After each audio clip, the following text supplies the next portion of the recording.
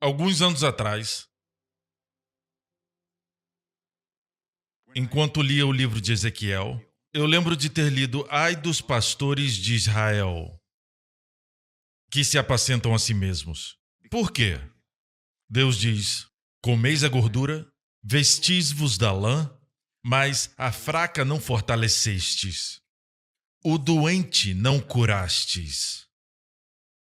Quando li isso, que Deus disse: Mas não apacentais as ovelhas e não tem compaixão por elas, não fortalecendo as fracas, não curando as doentes.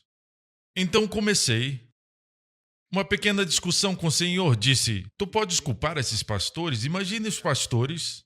Isso é encontrado em Ezequiel 34. Então eu disse: Senhor, tu não podes culpar os pastores? Como podem fortalecer se eles mesmos são fracos? Os pastores às vezes se sentem fracos. Como eles podem curar se eles precisam de cura? Poder não é liberado quando oram. Então o Senhor respondeu: Eu não vou responsabilizar alguém se eu não tiver dado primeiro a autoridade e o poder. Uau! Isso abriu os meus olhos. Eu lembro onde eu estava estudando. Eu disse: Senhor, eu creio que tu me deste a autoridade, a unção e o poder. Se tu me disseste para fortalecer o fraco e curar o doente, amém? Isso quer dizer que eu posso fazer. Mas não sou eu. Você entende? A propósito, eu não sou profeta. Eu sou um pastor. Ok? Apenas um pastor. Certo? Só para deixar claro. Mas existem profetas no corpo de Cristo. Existem apóstolos, profetas, evangelistas, pastores e mestres. Eu sou um pastor mestre. Ok? Sim, o ministério profético se manifesta em mim cada vez mais, mas o Senhor vai ter que me dizer que eu tenho esse ministério, ok? Existem outros ministérios, mas se alguém se chama de profeta, se ele diz para você que é um profeta, tenha certeza que, antes de tudo, tudo que eles disserem glorifique Jesus.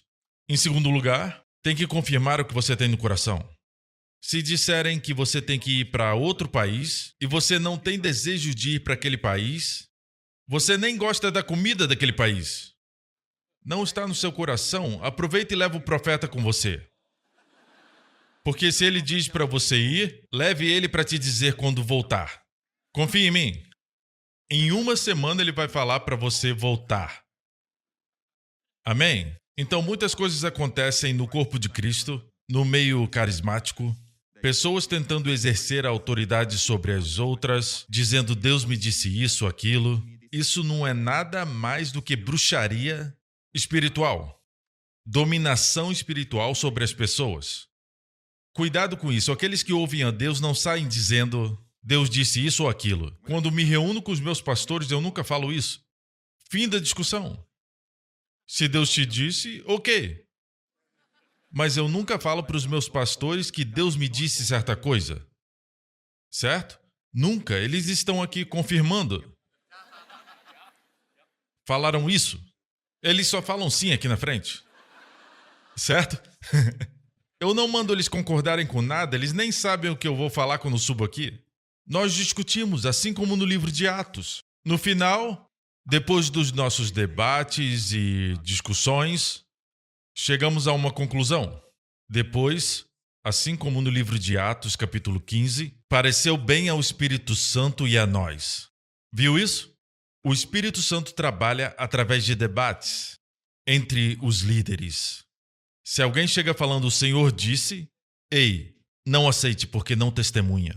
Profetas do Antigo Testamento eram dirigidos, sim, mas profetas do Novo Testamento, e existe o ministério da profecia, eles somente confirmam o que você tem no coração.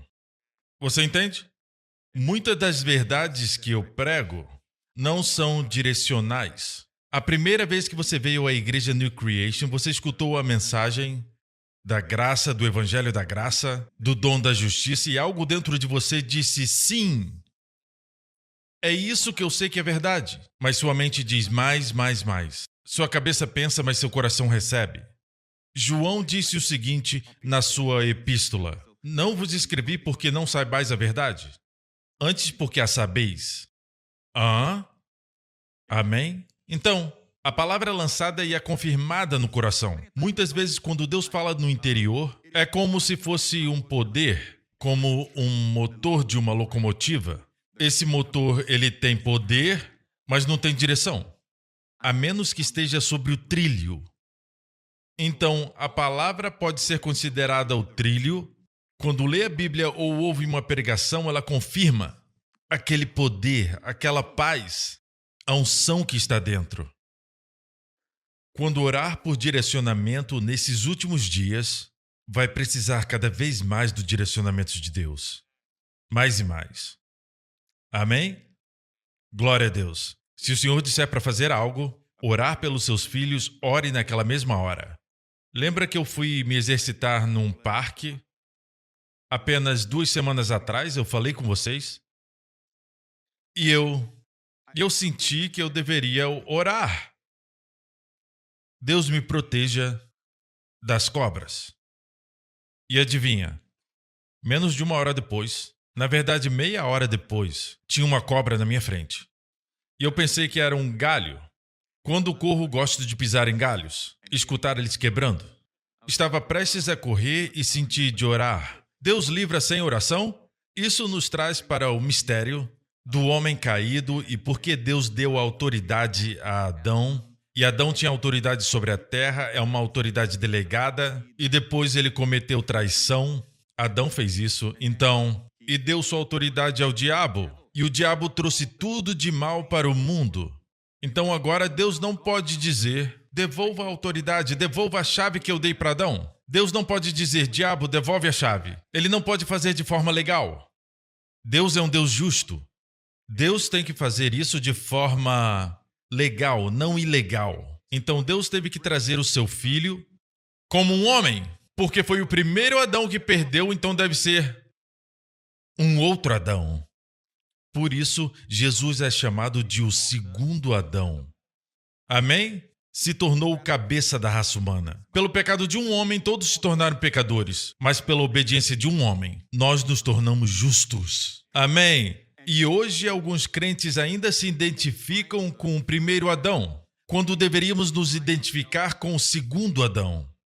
Estão mais conscientes do que o primeiro Adão fez e todos os seus efeitos até nos seus corpos, do que estão conscientes do que o segundo Adão fez e dos efeitos do que ele fez em nossos corpos e vidas hoje. Se ouvir só isso já tá bom. Então, o propósito da igreja é desvendar cada vez mais as realidades e verdades da nova aliança. Realidades novas. E esse ano, o Senhor disse, vai ser o ano que vamos viver no cenáculo. Porque no cenáculo verdades novas são compartilhadas. Porque muitos crentes ainda estão pregando sob uma mentalidade do Antigo Testamento. Assim como Davi, ele era o único. Ele foi um homem da velha aliança, debaixo do Antigo Testamento. Testamento quer dizer aliança. Davi era um homem da antiga aliança com mentalidade de nova aliança. Porque quando ele pecou, ele sabia que a pena era a morte. Os 2 pecados que cometeu, adultério e homicídio, sob a antiga aliança era a pena de morte, mas ele sabia apelar à misericórdia e graça de Deus. Então Davi era um homem da antiga aliança com mentalidade da nova aliança. O problema hoje é que somos crentes da nova aliança com mente de antiga aliança. Você entende? A Bíblia diz aquilo que se torna antiquado e envelhecido está prestes a desaparecer. Se gasta tempo na antiga aliança, eu não falo de ler o Antigo Testamento, porque até a pregação de hoje é sobre o Antigo Testamento. Amém? Toda a verdade lá tem muitos detalhes que encontramos, a substância no Novo Testamento, mas os detalhes estão lá. Amém? Mas não tem uma mentalidade de antiga aliança. Ela está envelhecendo e se estiver sob ela, você vai ficar velho e desaparecer. Não, ela está passando, ela já passou. Vivemos sob a nova aliança.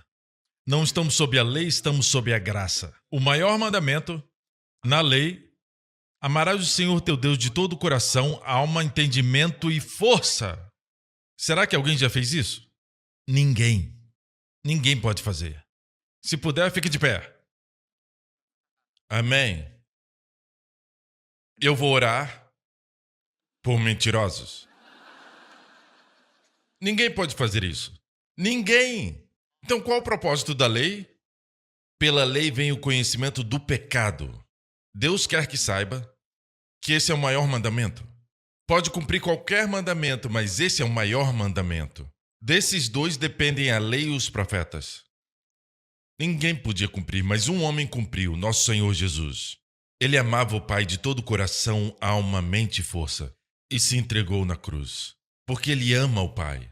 Eu faço como o Pai me ordenou, levantai-vos, vamos-nos daqui. E foi para a cruz. Em obediência ao Pai. Ninguém agradou ao Pai tanto quanto Jesus.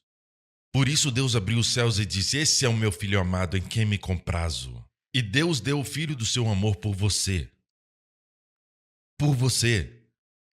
E você acha que Deus de alguma forma vai te ignorar?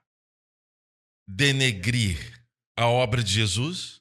A obra de Jesus é completa. Ela está completamente terminada. A obra de Jesus é algo que precisamos aprender e estudar e descansar nela. Ainda estamos descobrindo o que Jesus fez por nós na cruz. E cristãos nas diferentes denominações ainda ficam discutindo sobre certas coisas. A cura foi providenciada, a cura está ali na cruz. Leia a Bíblia! Pois conheceis a graça de nosso Senhor Jesus Cristo, que sendo rico, imagina o quão rico Jesus é. Quer dizer que ele é mais rico do que o Elon Musk? Sim, mais rico. Ele colocou os diamantes e as safiras nos seus lugares. Ele possui galáxias e universos além destes. Amém. Mas se humilhou e se tornou um homem. E por 30 anos da sua vida, ele viveu como um carpinteiro, em um vilarejo humilde chamado Nazaré. E a Bíblia diz: pois conheceis a graça de nosso Senhor Jesus, que sendo rico, se fez pobre por amor de vós. Isso é pobreza real, não é espiritual. O contexto ali fala de riqueza material para ser compartilhada com os coríntios, para ser compartilhada com os de Jerusalém, que eram pobres. O contexto ali fala do material, suprimento material. Pois conheceis a graça de nosso Senhor Jesus, que sendo rico, se fez pobre por amor de vós. Onde? Na cruz. Para que pela sua pobreza vos tornasseis ricos. Eu não falei que você vai ser um bilionário, eu falei rico. Vou usar a linguagem da Bíblia. Rico quer dizer abundantemente suprido, com bastante de sobra, porque se não sobrar, não pode ser uma bênção para os outros. Se for só para você, é egoísmo. Jesus se tornou pobre e não tinha nada quando estava ali na cruz. Aquele que é dono de todo o universo não tinha nada quando foi pendurado na cruz. Uma das últimas coisas que ele viu foram soldados romanos lançando sorte sobre suas vestes. Se tornou pobre para que você fosse rico. E quando ele te dá essa dádiva, você fala: não. Nós asiáticos somos assim. Tem uma história de alguém que foi para os Estados Unidos e lá eles acreditam na sua palavra. E esse homem era chinês e tinha tradições chinesas, como as nossas de Singapura. Temos algumas manias. Temos vergonha de aceitar algo na primeira vez. Quer um pedaço de bolo? Não. Nós falamos 3 nãos antes de aceitar. Certo? Essa é a tradição aqui. Na verdade, você quer o bolo. Você tá doido por aquele bolo. Amém? É o bolo que você gosta, mas você tem que dizer: não. Hoje não. Mas no fundo é o que a gente mais quer. Não, obrigado. Depois disso, você espera que ofereçam de novo. E a pessoa vem: come um pedaço. E falamos não a segunda vez. Ainda não chegou a terceira. E você diz: não, hoje eu não vou comer. Tá bom. E a pessoa sai e você pensa: ele é tão mal educado. Ele não insistiu.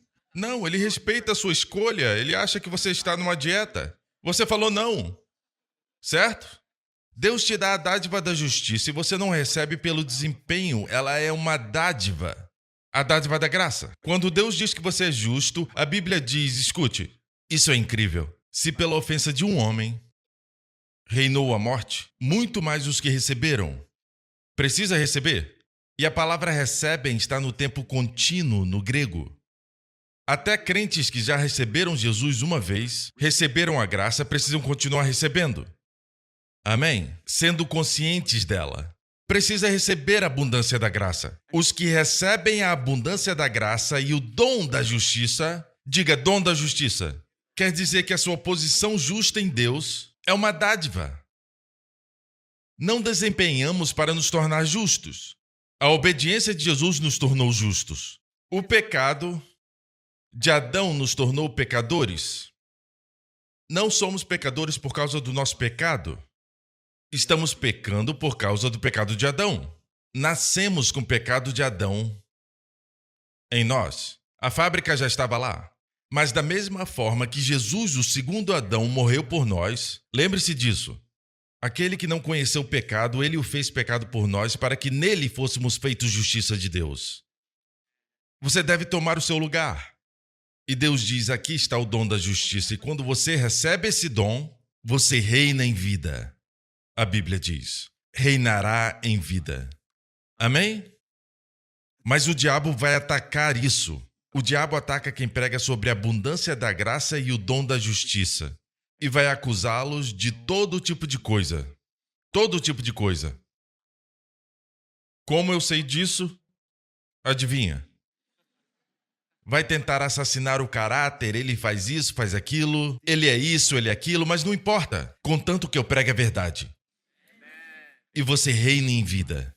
Porque quando você reina em vida, seus vícios não reinam. Quando você reina em vida, o pecado não reina. Quando você reina em vida, Satanás não reina. Por isso ele ataca essa verdade.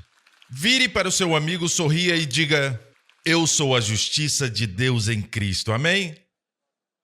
Agora, no cenáculo, existem verdades que o Senhor falou sobre o cenáculo. O que é uma figura do cenáculo? Hoje, o cenáculo não é um edifício, ok? É um lugar onde coisas incríveis acontecem. Falamos disso no nosso sermão do tema do ano, mas você se lembra que o primeiro sermão que eu preguei no ano foi sobre Atos 20. E nesse sermão nós falamos sobre o dia de domingo sendo o primeiro dia da semana. Lembre-se que Jesus ressuscitou no domingo. E esse texto aqui representa a igreja local. Todo crente deve ter uma igreja local. Por quê? Porque, se entendem sobre o cenáculo ou não, Deus ordenou o cenáculo físico no Antigo e Novo Testamentos como um lugar da igreja. Posso ouvir um amém? Agora, olha isso. No primeiro dia da semana, estando nós reunidos com o fim de partir o pão, hoje não celebramos no sábado. O sábado tudo está feito e você descansa no sábado. Shabat. Shabat, que é a palavra hebraica para dia de descanso. Nós começamos com descanso. Primeiro dia depois do descanso é o dia do Senhor. Você precisa descansar antes de poder fazer e executar com sucesso. Da outra forma, você trabalha e depois descansa. Você entende? Isso não é incrível? A perspectiva de Deus é diferente. Nós entramos na obra completa de Jesus. Não temos que fazer nada para receber a salvação. Ela é uma dádiva. Nós recebemos o dom da justiça por sua graça. É uma dádiva. Então reinamos. É aí que podemos fazer e servir. É a parte em que devemos fazer. Mas se não entrar no descanso, não vai poder fazer. Amém? Porque se fizer, vai fazer com o motivo errado. E Deus olha para os motivos, não ações. Amém? O cenáculo representa a igreja. Você vai ver isso aqui. Eu vou ler tudo porque quero que vejam as verdades. São apenas 6 versículos. Aqui em Atos 20, eu preguei sobre isso com todos os detalhes e todas as revelações que tem aqui no primeiro sermão desse ano. Mas quero chamar a sua atenção aqui. No primeiro dia da semana, estando nós reunidos com o fim de partir o pão. O costume naquela época era de celebrar a ceia todos os domingos. Paulo estava viajando e chegou a uma cidade chamada Troade, que é Troia, a cidade grega. Era Troia. E tinham crentes ali. Eles observavam o primeiro dia da semana e as pessoas dizem, não tem nada especial com domingo? Ou usam termos depreciativos como cristãos domingueiros. Não diminua o domingo. Algo acontece no domingo que não acontece nos outros dias. Se reuniam no domingo e havia muitas lâmpadas no cenáculo onde estavam reunidos. Note que é chamado cenáculo. O lugar onde os crentes se reuniam era o cenáculo. Isso nos diz que o cenáculo representa a igreja. Mas de forma literal era o cenáculo. Quero dizer algo. Anos atrás eu li em um jornal grande, e era um jornal secular, não cristão. E ali eu li que estatísticas mostram que pessoas que frequentam a igreja são pessoas que vivem mais e são mais saudáveis. Eu queria ter cortado essa reportagem com essas estatísticas, mas ficou comigo esse tempo todo. E eu não acho que é qualquer igreja. Se você prega a tradição, Jesus não está no centro do seu sermão. E se você prega sem unção, não tem unção do Espírito Santo, não acho que é essa a igreja. Eu creio que a pessoa que fez essa reportagem visitou igrejas onde Deus está se movendo. Coisas acontecem. Amém? Você me entende? Havia muitas lâmpadas no cenáculo onde estavam reunidos um jovem chamado Eutico. Seu nome era Eutico e estava sentado numa janela. A janela representa a perspectiva do mundo. São aquelas pessoas que ficam mandando mensagem no culto. Ele devia estar fazendo isso. Ou devia estar em suas redes sociais, só vendo fotos em suas redes sociais. Ou devia estar distraído, olhando para fora, falando, a lua está bonita hoje. Ele estava olhando para o lado de fora, certo? Ele escutava o sermão e olhava para fora. Escutava o sermão e era Paulo que estava pregando. A revelação dele é mencionada aqui. Ele adormeceu na revelação de Paulo, a revelação da justiça em Cristo. Ele adormeceu e caiu do terceiro andar. Ninguém morre quando está no cenáculo. Quem morre é trazido para o cenáculo. Ok? Lembre-se disso. Ninguém morre até sair do cenáculo. Então, se sentar na janela é como estar em cima do muro. Não está na igreja nem no mundo. Não pode me chamar de mundano, eu ainda estou na igreja. Não pode me chamar de desviado. Eu não estou em sintonia com o mundo. Quando dizem que não estão em sintonia com o mundo, o que querem dizer é que preferem usar a sabedoria do mundo do que a de Deus. Quero que saiba algo. Haviam 3 jovens e Daniel que foram levados cativos para a Babilônia. E a Bíblia diz que o rei queria que eles comessem a comida que foi oferecida aos ídolos. O rei Nabucodonosor, e eles negaram e se posicionaram com Deus. E a Bíblia diz que quando eles foram questionados, depois de um tempo, eles se recusaram a comer a comida e, na verdade, eles comeram lentilhas e vegetais e coisas assim. Mas não faça isso uma doutrina e mande as pessoas fazerem isso. Foi a bênção do Senhor e eles se posicionaram. E a Bíblia diz que quando o examinador voltou para examiná-los depois de um tempo, eles tinham a aparência melhor e estavam mais robustos do que todos os jovens da Babilônia, naquela mesma faixa etária. Não somente isso, a Bíblia diz em toda cultura e sabedoria, certo? E conhecimento. E essa era a ciência e o conhecimento da Babilônia. Era mundano. Eles eram 10 vezes mais sábios. Então você nunca perde fazendo do jeito de Deus. Amém? Você será 10 vezes mais sábio. Diga isso para os seus filhos. E 10 vezes mais bonitos que os jovens do mundo. Amém? Se não quiserem, eu recebo. Amém. Amém? Por muito tempo as pessoas pensaram que os crentes estavam sendo, de certa forma, privados, ficando para trás. Não, as verdades que nós temos são sabedoria, que o mundo não tem. O que o mundo tem é conhecimento. Até a inteligência artificial opera com conhecimento que é alimentada. Se não colocar nada, nada vai sair. O limite que você coloca é o limite que ela vai ter. É só conhecimento. Sabedoria é a capacidade de saber como aplicar o conhecimento. Isso a inteligência artificial nunca vai fazer. Ela não tem intuição. Às vezes não dá para ver que a pessoa é má, mas algo dentro de você, não algo, mas alguém, o Espírito Santo. Mas é algo que você sente, é o Espírito Santo, é alguém te dando a intuição. Te dá sinal verde ou vermelho, essa pessoa não é boa. As crianças têm isso. As crianças têm essa intuição e as mulheres também. Por que você acha que o diabo falou com a mulher em vez do homem? Porque as mulheres são mais inteligentes. Amém? Ele sabia que as mulheres eram mais intuitivas. A gente sabe que os homens falam que são a cabeça, mas as mulheres são o pescoço, que viram a cabeça. Então, se pegasse a mulher, pegaria o homem. E sabe onde Adão estava quando a serpente falava com Eva sobre comer o fruto proibido? Sabe onde estava Adão? Ele estava ali. O que ele estava fazendo? Se fazendo de burro. Certo? O mal reina quando os homens se calam. Ele não falou nada, ele sabia o que Deus tinha falado sobre a árvore e não falou nada. Amém? Então as mulheres são chamadas para inspirar. Amém? O homem para liderar. Foi como Deus ordenou. Os dois são iguais. Iguais diante de Deus. Juntos são uma dupla poderosa. Amém? Então o jovem caiu, Eutico. E o nome Eutico significa boa sorte, próspero.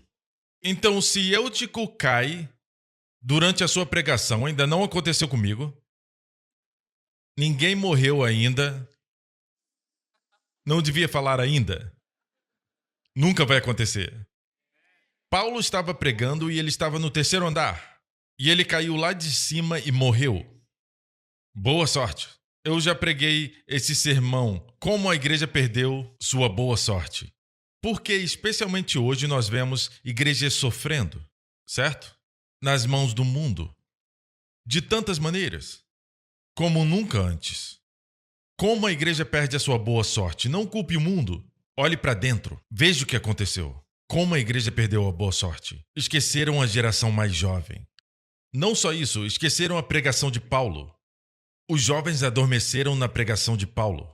Então, de certa forma, estão mortos, certo? Essas verdades da Bíblia, quando falamos de mortos e aplicamos para nós, não quer dizer que nossos filhos estão mortos, mas quer dizer que eles não têm um sentimento para as coisas de Deus. As coisas do mundo são mais vivas do que as de Deus. Eu vou te mostrar como fazer eles voltarem a ficar vivos para as coisas de Deus. Você quer saber? Está tudo escondido no cenáculo. O que Paulo fez foi ele desceu, eu não vou ler o texto todo. A propósito, essa boa sorte, esse Eutico, se perdeu o Eutico na sua vida, se não está num estado afortunado ou de prosperidade, seja a sua empresa ou família, aprenda essas verdades. A boa sorte, o Eutico, é o ideal de Deus. Cair quer dizer o quê? Deus não quer que você caia. Amado, acima de tudo, faço votos por tua prosperidade e saúde, assim como prospera tua alma. Descendo, porém, Paulo inclinou-se sobre ele e, abraçando-o, disse: não vos perturbeis, que a vida nele está. Ele o abraçou. Devemos abraçar essa geração com a revelação paulina. Que revelação é essa? Que a justiça hoje é uma dádiva. Pode se consertar com Deus apenas recebendo a dádiva. Através do Senhor Jesus. Amém! E o mundo ainda pensa que falamos sobre fazer o bem, e dizem: eu não consigo fazer o bem. É só para aquele povo. Outros vão para o outro extremo. Isso é para aqueles hipócritas na igreja. Quando alguém disser isso, você pode dizer: então vem, vai ser mais um hipócrita na igreja. Vamos te receber. É isso que o mundo gosta de fazer. Eles falam isso porque isso justifica eles. Mas eu vou te dizer algo. A hora está chegando que as respostas só vão ser encontradas na igreja, no cenáculo, como vamos ver aqui. Até no que diz respeito aos nossos próprios filhos. Alguns dizem: Deus não cura mais hoje. Se o seu filho adoecer, são os primeiros a levar seus filhos para o médico, para o hospital. Amém? Ah, mas é uma emergência, mas eles querem seus filhos bem. O que aconteceu com a sua doutrina que o motivo que você está doente é para glorificar a Deus? Isso sai pela janela.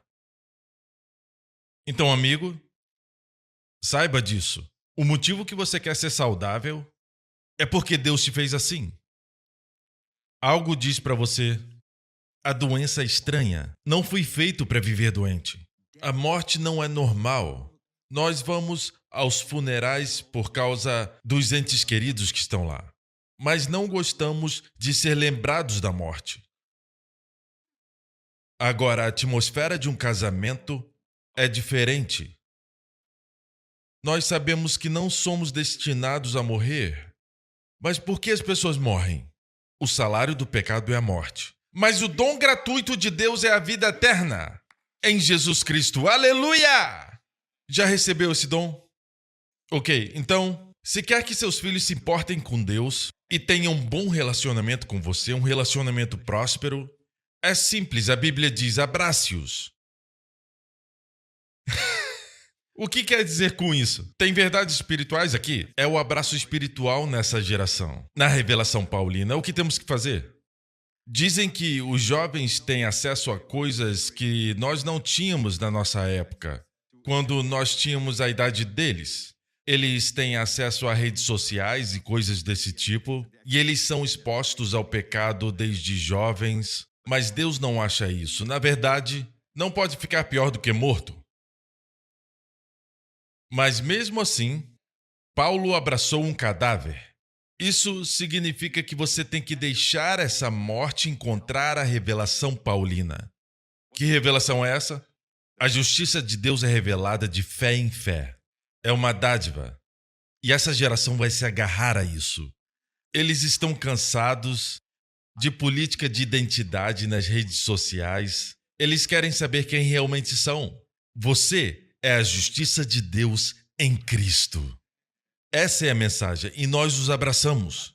Mas existe uma verdade aqui também, que eu acho que se você quer que seus filhos ganhem vida, e existem estudos feitos que dizem que quando você abraça alguém, um ente querido especialmente, você libera hormônios, especialmente hormônios de estresse. Nem todo hormônio de estresse é ruim. São hormônios bons. Você libera a ocitocina. E a ocitocina recupera o seu coração. Qualquer problema que você tenha no seu coração, no seu órgão físico, a ocitocina cura o seu coração.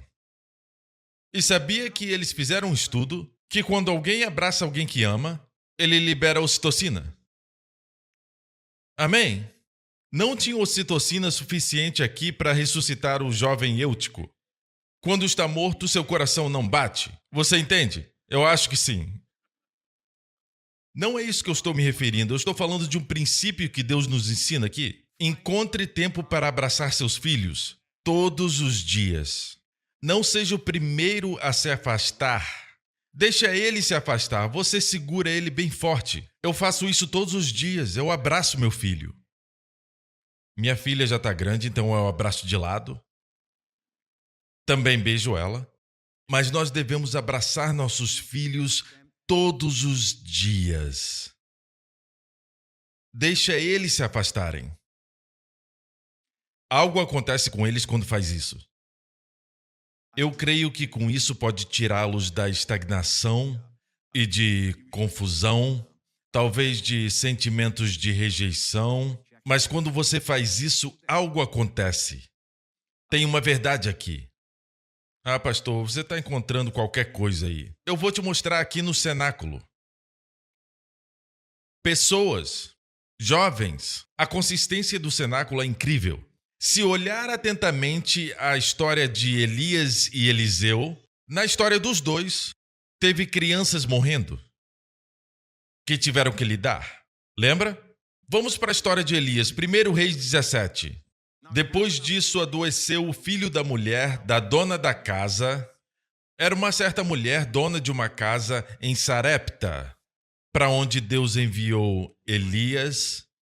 Isso é incrível, porque Deus enviou Elias, um profeta judeu, para uma terra gentia. E não era um lugar comum, era o lugar onde o rei de Sidom, o lugar estava em Sidom, Sarepta em Sidom. Sidom era um lugar onde o rei tinha uma filha chamada Jezabel. que levou a adoração a Baal a Israel. Imagine Deus enviando o profeta para lá. Certo? Jesus se referiu a isso e o povo ficou irado na sinagoga. No entanto, a graça é para pessoas que não merecem. Certo? Então, essa mulher ficou doente, uma mulher gentia. Desculpa, o filho dela ficou doente. E a sua doença se agravou tanto que ele morreu. Então ela disse a Elias: que fiz eu, ó homem de Deus? Vieste a mim para trazeres à memória a minha iniquidade e matares o meu filho? Então seu filho morreu. E ela culpou o homem de Deus. Não é algo instintivo nos seres humanos, da carne humana, que eles culpam Deus por tudo ruim que acontece. E geralmente eles acham que o seu pecado está envolvido. Vieste a mim para me lembrar do meu pecado? Então vamos ver o que Elias fez. Ele lhe disse: dá-me o teu filho. Tomou-o dos braços dela e o levou para cima, para o cenáculo. É o lugar da igreja. Deus esconde todas essas coisas no Antigo Testamento. São tudo tipos. São sombras da substância, da realidade. Hoje, na Nova Aliança. Amém. O Espírito Santo veio no dia de Pentecostes. E onde ele veio? O nascimento da igreja. Onde aconteceu? No cenáculo. Os discípulos estavam hospedados no cenáculo. O cenáculo foi onde Jesus compartilhou as verdades da Nova Aliança.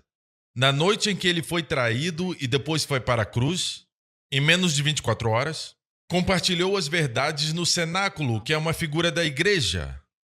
Em Atos 1 diz o seguinte: quando entraram, subiram para o cenáculo onde se reuniam Pedro, Tiago, João, André. O cenáculo é onde eles estavam hospedados. Temos que fazer da igreja a nossa vida. Temos que ter mais reuniões, grupos pequenos. Toda vez que você vem à igreja, lembre-se, você está no lugar onde Deus está se movendo. E as maldições do mundo e as doenças do mundo e todo o desgaste e estresse do mundo não podem entrar. Onde 2 ou 3 estiverem reunidos em meu nome, ali estarei eu.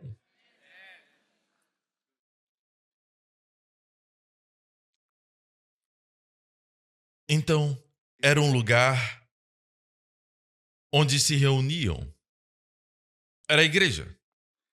Não diga que você pertence à Igreja Universal. Não faça isso. Vamos ser práticos. Todos os cenáculos têm a sua expressão na igreja local. Tem que encontrar uma igreja local. Se não gosta dessa, procure outra.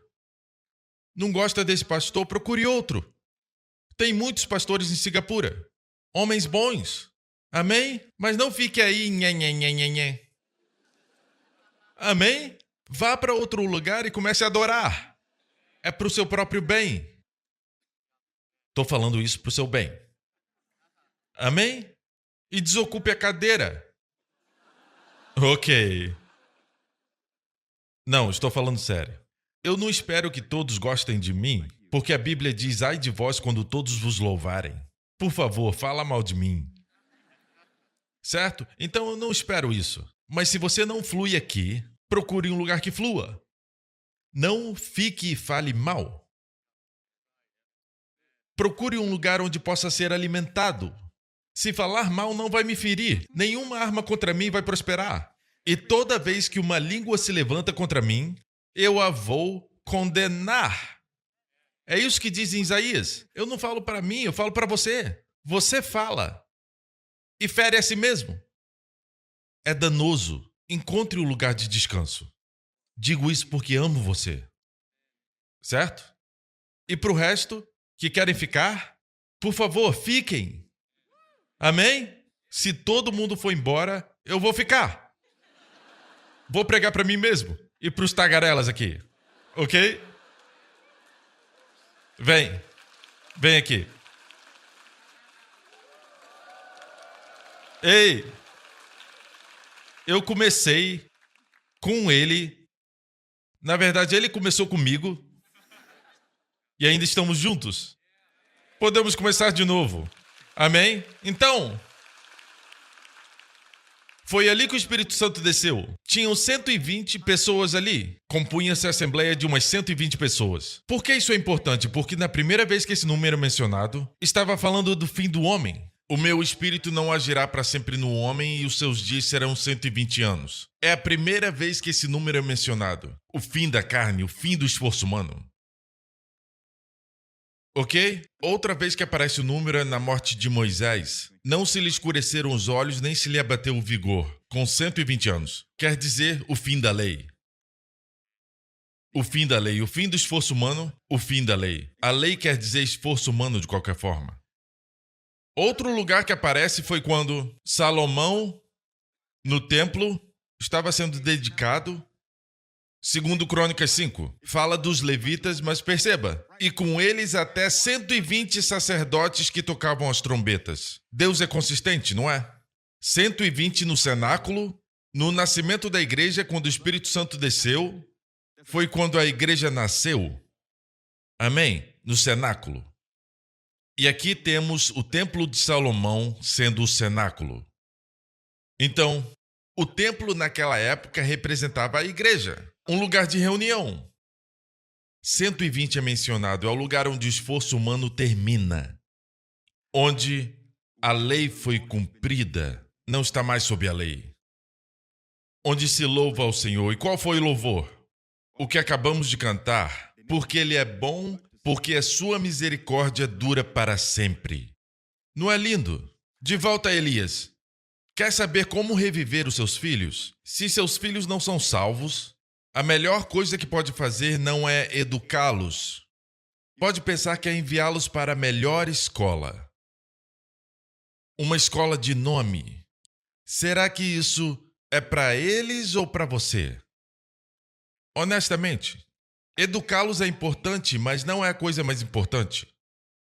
Podem ter educação e muito dinheiro, uma casa grande, 2 ou 3 casas, 4 ou 5 carros, mas se eles não conhecem ao Senhor, as suas vidas serão um grande zero. 1 milhão mais 1 milhão, a soma é zero. Porque eles ainda são pobres. São pessoas pobres com muito dinheiro. Porque sem Cristo, você não recebeu a vida abundante. E a vida abundante não é riqueza ou fama. As pessoas ainda buscam isso, mas não é isso. Não ficará satisfeito. Não gaste toda a sua vida, os primeiros 30 anos, ou gaste sua saúde para conseguir riqueza, para gastar os próximos 30 anos tentando recuperar a saúde que perdeu. Não perca o seu tempo. Sua vida é preciosa. Você é precioso. Deus quer prover para você, sim. Deus te quer pobre? Não, eu acabei de citar o verso. Jesus se tornou pobre para você ser rico. Mas não devemos buscar essas coisas. Amém. Aleluia. Então, o que aconteceu com Elias? Ele pegou o menino, ele tomou o menino dos braços dela, então ele morreu no andar de baixo, no campo ou algum lugar na casa. Mas Elias o levou para cima ao quarto onde estava hospedado, colocou na sua cama. A igreja é esse quarto, o cenáculo. É um lugar celestial, entendeu? Espero que esteja entendendo essas verdades. Quero que entendam bem. Deixa eu explicar. Quando lê o Antigo Testamento, 1 Coríntios diz: essas coisas lhe sobrevieram como exemplos. A palavra exemplo no grego é tupos, que é tipos. Foram tipos. Por exemplo, quando o povo foi picado por cobras no deserto, uma figura dos doentes, Moisés levantou a serpente de bronze. Ela foi colocada numa cruz, entrelaçada na cruz. Jesus disse: e do modo por que Moisés levantou a serpente no deserto, assim importa que o Filho do Homem seja levantado. Então foi uma sombra na época de Moisés. Jesus na cruz é a substância. Agora escute, tudo o que aconteceu no Velho Testamento aconteceu como tipos para nós. Eu pensei que entendi esse verso. Vê se você entende. Deus não disse que isso tudo aconteceu no Antigo Testamento e Deus disse, vou tirar umas verdades disso. Eu pensava assim, mas não é assim. Essas coisas lhe sobrevieram para que se tornassem exemplos. Foi feito de propósito com eles, para que se tornassem tipos para nós hoje. Escute, essas coisas lhes sobrevieram. Uma iniciativa de Deus para se tornarem tipos para nós. Eu pensava que tudo aconteceu por acaso ou algo assim. Pensei que tivessem acontecido de forma natural e Deus tinha tirado lições disso. Não! Essas coisas lhe sobrevieram como exemplos para nós. Uau! Somos uma geração abençoada. Então existe verdade na ressurreição dessa criança. Quando o seu filho recebe Jesus e crê nele, é um tipo de ressurreição. Seu filho está morto espiritualmente. E quando ele ressuscita, significa que ele recebeu a salvação. Ou seja, seu filho pode ser o melhor atleta da escola, pode tirar as melhores notas nas provas mais difíceis que existem, ele tira 10 em tudo, mas se ele não nasceu de novo, ele é um completo zero. Então, como ressuscitá-lo? Eu já disse várias vezes que Jesus, aos 12 anos, disse: "Me convém tratar dos negócios do meu pai." A filha de Jairo morreu com 12 anos e foi ressuscitada por Jesus aos 12 anos. É uma figura da morte e ressurreição. 12 anos é quando entram na puberdade. Tem que ser salvos nessa idade. Se o seu filho é um pouco mais avançado, não perca tempo. Então, como fazê-los se interessarem pelas coisas de Deus? Você quer saber? Você quer que eu fale? É consistente. Na verdade, aparece mais de uma vez na Bíblia. Jovens sendo ressuscitados. Mas fala também se você e seu filho não têm um bom relacionamento, seu relacionamento está morto, é assim que ressuscita. Número 1, abrace-os. Amém? Não diga nada, só abrace. Segure por um tempo. Eu falo pro Justin, só mais um pouquinho. Você quer jogar aquele jogo no meu celular? Então me abrace, só mais um pouco. Sim, faça isso com seus filhos. Não vai ter essa oportunidade por muito tempo. Mas não é apenas o abraço físico, é abraçá-los com a revelação paulina. Então, ele pegou o menino, porque ele não o ressuscitou lá embaixo. Por que o levou para o cenáculo? Tem uma verdade aí. Deus quer que saibamos que a ressurreição acontece na igreja. Mas, pastor, o meu filho não gosta de vir para a igreja. Minha filha não gosta de vir. Quando você fala isso, o teu filho tem mais de 12 anos? Ele ainda está debaixo dos seus cuidados? Ele ainda está debaixo da sua provisão? Então faça ele vir. Ah, mas se forçar, ele não vai gostar. Pode não gostar agora, mas vai gostar depois. Se fizer ele levantar peso, não vai gostar agora, mas vai gostar depois. Amém. Coma! Eu não gosto. Coma! É bom para você. Depois, quando comerem, vão sentir falta dessa comida quando morarem em outro país.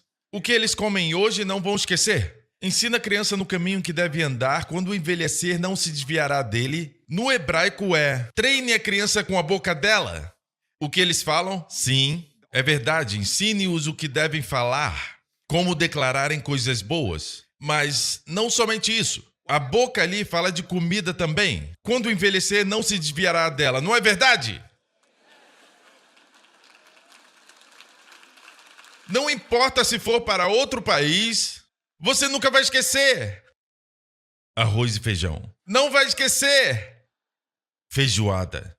Você nunca esquece. As comidas boas, certo? Porque foram colocadas na sua boca quando era uma criança inocente. Mesmo que não gostasse. Que tipo de criança gosta de pimenta? Quando elas são pequenas. Mas agora não vive sem pimenta.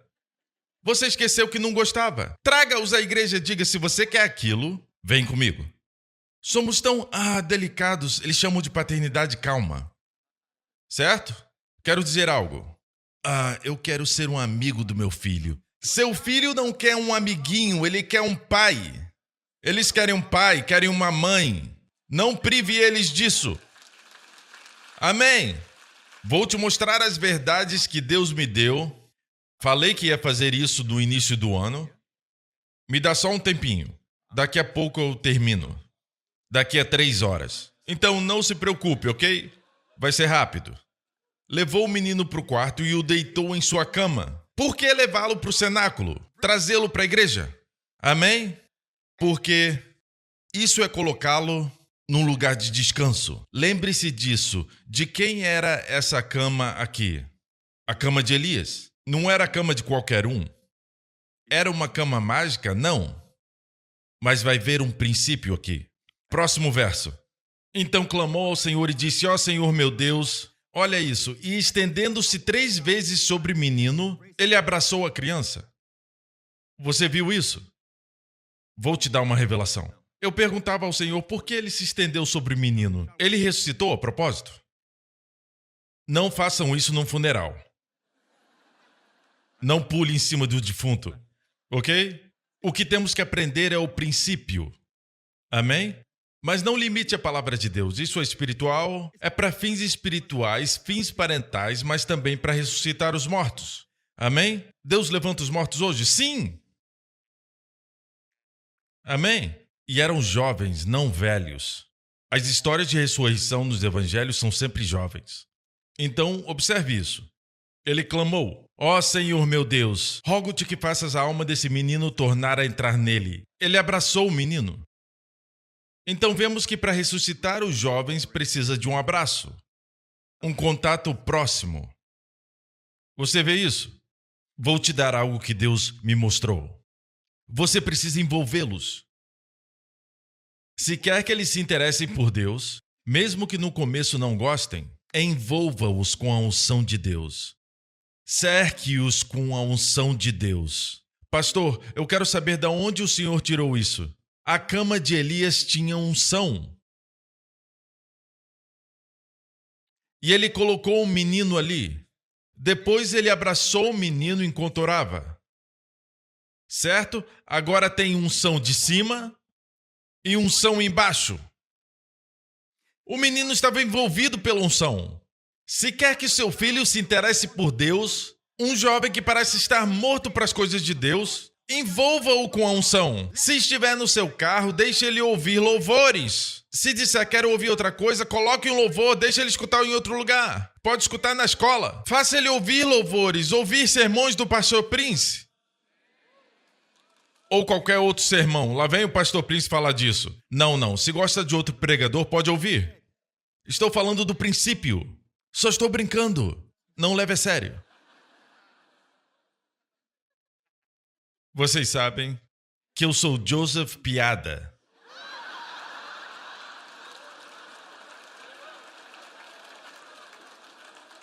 Não, isso foi horrível. Foi péssimo. Ok. Mas eu estava só brincando. Ok. E a alma do menino tornou a entrar nele e reviveu.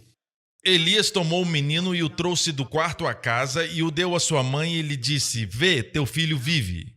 Seu sucessor foi Eliseu. Eliseu também teve um caso assim, dessa vez na cidade de Sunem, segundo Reis 4. Eliseu estava passando na frente de uma casa, a casa de uma mulher rica, e a mulher disse ao seu marido, ela percebeu que era um homem de Deus que passava ali. Façamos-lhes, pois, aonde?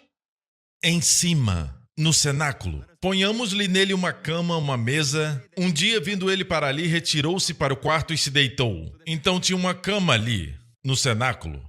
É o lugar onde encontra descanso. Então, olha isso. Esse casal não tinha filhos e eram avançados em idade. Então Eliseu chamou seus servos Geazi e disse: trague ela ao cenáculo. Ela ficou na porta, e Eliseu disse para ela: vejamos aqui. Disse-lhe o profeta: por esse tempo daqui a 1 ano abraçarás um filho. Ela disse: não, meu senhor, não mintas a tua serva. Concebeu a mulher e deu à luz um filho. Era um menino prometido, e ele veio. Mas chegou uma época em que o menino ainda era pequeno, e foi para o campo onde o seu pai estava com os ceifadores. E em Israel tem uma época do ano que fica muito quente. E o menino gritou: ai, minha cabeça! Então o pai disse ao seu moço: leva-o à sua mãe. E ele levou o menino e ele ficou sentado no colo da sua mãe e morreu. Subiu ela e deitou-o sobre a cama do homem de Deus. O menino havia morrido no seu colo. A maioria das mães não ia deixar ninguém tocar no seu filho se ele morresse. Olha para essa mãe, o que ela fez? Subiu ela e o deitou Quando você vem para a igreja, você sobe. Subiu ela e o deitou sobre a cama do homem de Deus, fechou a porta e saiu. Veja, tem algo sobre nós. Cremos em Deus por um bebê, cremos em Deus por um filho, já vi várias vezes, por muitos anos. E finalmente Deus ouve a oração e eles têm um bebê, e o bebê se torna o centro da vida deles. Não dá para levar a criança para a igreja. Tem muita gente na igreja, tem muita bactéria, tem muitos germes. Não dá para levar. Mas adivinha? Eles ficam em casa e o bebê fica doente. Por quê? Porque deixaram o bebê num lugar onde o diabo pode atacar. O diabo sabe que se apertar um botão ele pode te pegar. Se preocupam muito. O mundo inteiro de vocês está centrado no bebê. O diabo sabe exatamente onde atacar. Você está colocando a criança em perigo. Preguei um sermão muitos anos atrás sobre isso, está também no meu livro, Viva a Vida Despreocupada.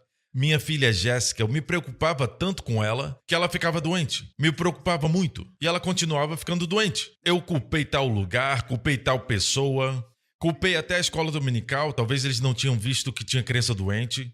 Culpei todo mundo. Minha vida girava em torno dela, minha primogênita. Então o Senhor me disse, é por causa de você, está colocando a vida dela em perigo. Colocando ela em perigo. E eu disse, como? Se preocupando muito. Onde você larga, o suprimento flui. Onde não se preocupa, a minha proteção está lá. Quanto mais se preocupa, na verdade, você aperta o cano que vem do céu. Amém? E não tem suprimento para ela. Se quer o melhor para ela, coloque Jesus no centro, não ela. Ele é o Senhor da sua vida. Ame-a, mas não faça dela seu Senhor. Amém? E não se preocupe tanto com ela. Em não se preocupar, você remove o botão que o diabo aperta.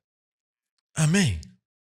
Eu contei tudo isso rápido por causa do tempo. Espero que possa meditar nisso. Não faça a criança, ame-a, mas não faça da criança um pequeno Deus. Ok? Confie e deixe Deus trabalhar. Ficar em casa, confinado pelas paredes. Super proteção. E a criança fica cada vez mais doente. Crianças super protegidas têm a propensão de pegarem todo tipo de doenças. Isso é por causa da super proteção dos pais. Seu corpo não tem resiliência para lutar contra os vírus. Ok? Quer ressuscitar o seu filho? Quer que sejam salvos? Cerque-os com a unção. Eliseu fez isso. A propósito, ele estava no Monte Carmelo, aqui é Sunem. Então, a esposa desse homem pegou um jumento e eu estudei quantas horas levariam para chegar. Era mais ou menos 4 ou 6 horas. Para chegar no Monte Carmelo, para chamar Eliseu. Então, a criança já estava morta 5 horas. E mais 5 horas para voltar. 5 horas indo e 5 voltando. Já tinha se passado 10 a 12 horas. Numa viagem com um jumento. Então, Eliseu chegou, tendo o profeta chegado à casa, eis que o menino estava morto sobre a cama. Se o menino morreu no campo, por que levar o menino para o quarto, para o cenáculo? Muita gente pensa assim, meus filhos são muito delicados, eu não vou levá-los para a igreja, eles são muito sensíveis. Não, não tenha medo. Se forem crianças mais velhas e não querem vir, faça-os vir. Eu não gosto de forçar nada. Um dia você vai chorar lágrimas amargas. Vai chorar. Sabe por quê? Porque você não forçou. Quando eles esperavam liderança. Às vezes as crianças querem liderança. Você não precisa ser mau, é claro. É melhor você vir, senão... Não desse jeito, certo? Mas você vai. Eu sei que você gosta de ficar em casa, mas você vai. Amém? É assim. Se você está vivendo debaixo do meu teto, você vai. Um dia vão dizer, eu agradeço a Deus pelo meu pai. Ele nunca negociou comigo. Não chore essas lágrimas. Então, observe que agora temos o mesmo padrão. Eliseu chegou e o menino estava morto. Então entrou, fechou a porta sobre eles ambos e orou ao Senhor. Subiu à cama, deitou-se sobre o menino. Deitou-se sobre o menino, havia unção. Estou certo? Não é? Deitou-se e o que aconteceu? Próximo verso. Então se levantou e tornou a subir e se estendeu sobre o menino. Esse espirrou 7 vezes e abriu os olhos. Faça eles espirrarem 7 vezes por dia. Eu só estou brincando. Ok, então, e abriu os olhos. Olha o princípio. A criança estava deitada na cama dele. A sua cama era o lugar da unção. E o que significa o ato dele abraçar? A unção de cima. O menino estava num sanduíche divino. Cerque-os com a palavra de Deus, com a unção de Deus. Amém? Toda vez que estiverem perto de você. Sabe o que eu faço com o Justin quando eu pego ele? Tem certos dias que eu pego ele na escola e eu falo pra ele, até a gente chegar naquele poste, a gente vai orar em línguas. Se ele está fazendo de forma legalística ou não, não me importa. Eu sei que quando ele começa, ele vai entrar no fluir depois. Às vezes pergunto, você falou em línguas na escola? Toda vez que você sentir medo ou nervoso, um frio no estômago, ore em línguas e vai começar a melhorar. Amém? Amém? Então, o menino ressuscitou. Aqui temos o mesmo princípio, o de abraçar. Agora, quando você está na igreja, vejamos o Salmo 92. É um cântico para o dia de sábado, que é o domingo para nós. É o princípio do dia do Senhor. Todo sábado os judeus cantam essa canção. Diz, bom é render graças ao Senhor. Nessa canção ela te diz que recebe a unção. Veja o versículo 10. Porém, tu exaltas o meu poder como o do boi selvagem, derramas sobre mim óleo fresco. Olhe para mim. Você precisa da unção. Unção na sua cama, onde você mora. A Bíblia diz que Paulo, eu ia te mostrar que no cenáculo, no capítulo 14, Jesus disse, versículo 12, em verdade vos digo, fará as mesmas obras que eu tenho realizado, e fará ainda maiores do que estas, porque eu vou para a presença do Pai. Obras maiores. Então, olha isso. Você precisa da unção para as obras. Como eu consigo essa unção, pastor? Eu vou chegar nessa parte. Observe. Diz, derramas sobre mim um óleo fresco. Aonde consegue? Na canção para o sábado. Todo sábado eles vão para a sinagoga. Certo? Para nós é o dia do Senhor. Você precisa de unção fresca todo domingo. Eu peguei desse princípio. Você sabe quando a sua porta faz muito barulho, você coloca nas dobradiças óleo.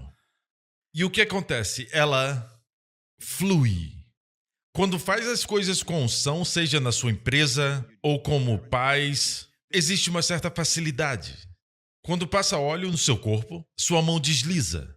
Quando você coloca óleo, como os fisiculturistas fazem, eles têm uma aparência melhor. Ficam brilhando. Mas não só isso, torna tudo mais suave, fácil, sem esforço. A paternidade com unção fica mais fácil. Seus negócios com unção ficam sem esforço, certo? Mas onde você consegue óleo fresco, é fresco porque você acabou de receber no dia do Senhor, na igreja. Vai sair daqui com óleo fresco? Não somente isso, toda vez que vem à igreja, fica mais saudável. E vive mais. Porque esse salmo termina assim, plantados na casa do Senhor, plantados, florescerão nos átrios do nosso Deus. Os átrios são lá fora. Você quer prosperar lá fora? Esteja plantado na casa. O segredo do sucesso lá fora está aqui dentro. Esteja plantado, não somente frequente. Quando eu consigo, eu venho. Quando dá, eu vou. Hoje choveu, então não fui. Você está plantado, com sol ou chuva você está plantado. Os que estão plantados florescerão nos átrios do nosso Deus. E não acaba por aí. Na velhice darão ainda frutos. No original hebraico não tem a palavra velhice ali. A palavra usada ali é avançado. Idade avançada. Não precisa ser velho se a sua idade é avançada. Ainda vai dar frutos. Serão cheios de seiva e verdor. Seiva ali é óleo, cheios de seiva, cheios de óleo, cheio da unção. E ali no original hebraico fala verde, serão sempre jovens, sempre jovens. Eu oro para que você aprenda a usar a unção para saber o que falar para os seus filhos, o que não dizer, amém? E também aprender a expor eles mais e mais. Traga-os à igreja. Se eles falarem que não gostem 1, 2, 3 vezes, não pare. Porque as crianças geralmente amam o que os seus pais amam. Se o pai torce para o Liverpool, eles vão torcer também. Na maioria das vezes isso acontece. Se a mãe gosta da Taylor Swift, certo? E você expõe a criança às suas músicas, ela vai começar a gostar. Cuidado com o que expõe seu filho. Cerque-os com a unção de Deus. E seus filhos vão viver e não morrer. Amém? Glória a Deus. Obrigado, Jesus. Cabeças baixas e olhos fechados. Obrigado, Senhor. Quantos querem uma unção fresca? De novo, saiba disso. Se eu orar por você ou não, toda vez que vem, recebe uma unção fresca. Eu oro em nome de Jesus, Pai, que todos os que estão ouvindo a minha voz recebam óleo fresco. Pai, eu peço que tu providencies uma unção interior, que os ensine, que os guie quanto ao que fazer, dizer e onde ir. Que eles obedeçam a essa unção. Independente do que sua lógica diz, que eles obedeçam essa paz interior, essa unção. E conceda a eles a unção fora, a unção que está sobre eles, para orar pelos enfermos, para orar por aqueles em volta deles e que eles vejam milagres acontecer. Pai, eu peço que tu os conceda uma unção fresca, agora mesmo, unção para ressuscitar os mortos. Aleluia! Pai, eu te agradeço que não somos pessoas normais. Somos pessoas cheias de óleo, cheias da unção do Espírito. Amém? E vamos sempre dar frutos, sempre florescer. Faça que criemos raízes em uma igreja local. Em nome do Senhor Jesus. E todo o povo diga amém. Mais uma coisa. Se você quer receber Jesus, amém? Só mais uns segundos. Faça essa oração comigo. Não saia desse lugar sem fazer essa oração. Diga, Pai Celestial, eu creio que Jesus morreu pelos meus pecados e ressuscitou dos mortos para minha justificação. Jesus Cristo é meu Senhor e meu Salvador. E agora eu sou justo em Cristo. Amém. Fique de pé. Glória a Deus. Deus te abençoe. Fale para o seu vizinho. Eu fui ungido com óleo fresco. Agora pode ir. Deus abençoe vocês.